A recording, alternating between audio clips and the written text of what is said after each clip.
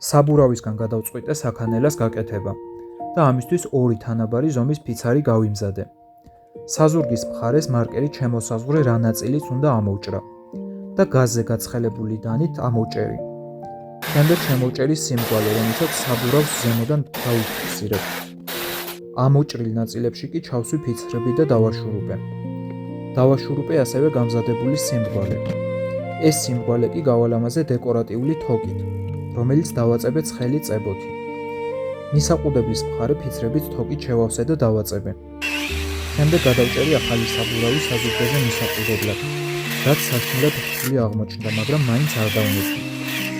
გამზადებული საზურგეებიც მივაშურუპე და საბურავის ქვედა ნაწილში შურუპებით მთელ სიმრგვალეზე ჩავაშურუპე ასეთი ფუშფუშები, ნაჭრის რაღაც მატერია.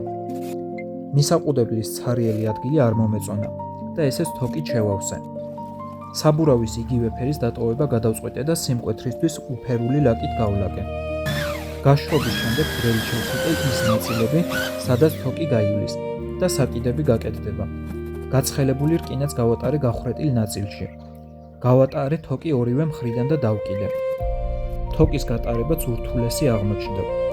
საზურგის ფიცრის ცარიელი ნაწილებიც არ მომწონდა და გასალამაზებლად სილიკონით დავაწებე გადამწვარი ნათურის თავები. ეს იყო ბოლო შტრიხი და ამით დასრულდა რამდენიმე დღიანი შრომა წვალება. მარტივი ნამდვილად არ იყო, მაგრამ შედევრს რომ ვუყურებ, ხვდები რომ ეს ნამდვილად ღირდა.